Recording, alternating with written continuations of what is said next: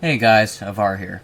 You're here because there's always an enemy above you, usually 3, your team sucks and never helps you, and you're dying every game with no idea how or why or what you're supposed to do to fix that. I have an example to help with this. It's a match from a few months ago versus a more skilled P38K player than usual, which illustrates what I'm thinking about beyond the points I've stressed in my previous videos, which are namely horizontal separation and defensive dives. So here I am, and here's the P38. But before I began recording this match, don't mind the skip, it was for a tab out for my music.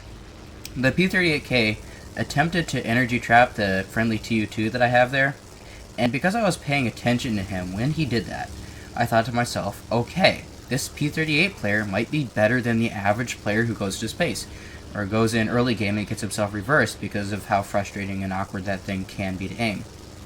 So it's decision time. Do I go for this P38 in the future with the way that he's trying to circle around behind my team, or do I go try to help my team on the deck?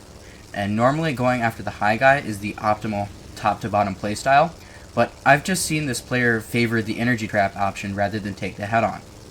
I check his stats, and because I saw him take a more passive approach, I am thinking that he might simply run away to a higher altitude when I come in, and there's nothing I can do to him except waste my entire game on one guy. In this case, I'd rather go in and make sure my team wins the deck, because I'd rather be in a 10v1 as the 10 versus this guy, rather than an even match with people below me and the P38 breathing down my neck. So that's exactly what we do, and after I get 3 kills using BNZ tactics, I'm going to find myself in this position. It's been roughly a minute and a half. The P51AH and the P38 have teamed up and are coming in. We have won the deck, and we need to defend. This is the exact opposite POV you see in most of my videos where my team loses the deck and I'm in the P38 dealing with my multiple enemies. As a player who's often in the carry, the hardest thing to deal with other than a King 6 is a fighter player who extends away and won't let you get anything done. Because if you give up your altitude for another guy, he will come back and he will kill you. But as you're trying to deal with him, the other guys are going to climb up to you and become a problem. So I will try to be that annoyance. And I will try to use horizontal separation by diving away and gaining some speed. As the above all title, I just noticed that. That's very funny. And so I pull out of the way before he even shoots, and I'm going to put it into a shallow climb while maintaining enough speed that if he drops back down on my head, I will have enough speed to defend. Now notice the way I dodged there. I didn't split S all the way underneath him like a lot of players would do, and I didn't pull any hard turn. Even as I'm turning and changing direction, which is intentional by the way, I'm not pulling very hard, and that's because of economy of motion, which I'll explain in a moment. Now, the way that the P51H was playing is an example of how not to play. Boom and zoom, he dived in from a really high altitude, turned, wasted a lot of energy, etc., etc. And he's going to die to the HE-162 in the background. But I want to focus more on the role of my teammates and the psychology of this P38K. Despite them not consciously working with me as a team, that turn back, even though it sacrificed energy, has placed myself close enough to them that the P38 cannot commit to me because of the aforementioned reasons. So again, he is tracking towards me. He keeps gravitating towards me with every move that he makes. He clearly wants to take me out. But I have armored myself in a position where he can't. And now normally you would say, okay, well, I don't have a team very often. But with these Japanese turn fighters, you often have a fairly strong team, and then there are a couple of stragglers in American planes, and you find yourself in this scenario, which is why I find this example useful and why I'm using positioning fundamentals to give me the space to close the energy gap in this game right in under the enemy's nose. The issue that I am facing is the Ki-84's gear switch. It switches from gear 1 to gear 2 at about this altitude, which is why I just switched to auto engine control so it optimizes it for me.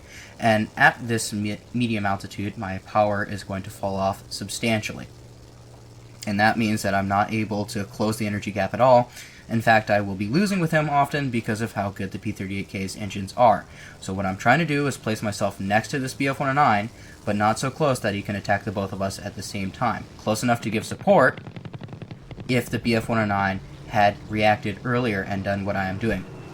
As you've noticed this entire time, whenever he's close by, I'm trying to maintain at least 300 to 400 so that if he pulls in for the shot, then I have enough speed to maneuver, make his shot hard, and he doesn't even want to take it, he'll run away, etc., etc. And I can keep playing this delaying game as my teammates keep reclimbing. And if the BF-109 was doing the same thing, then it would have worked. Even though he's not trying to work with me, it would have been mutually beneficial. And I said I would talk about economy of motion, so here it is.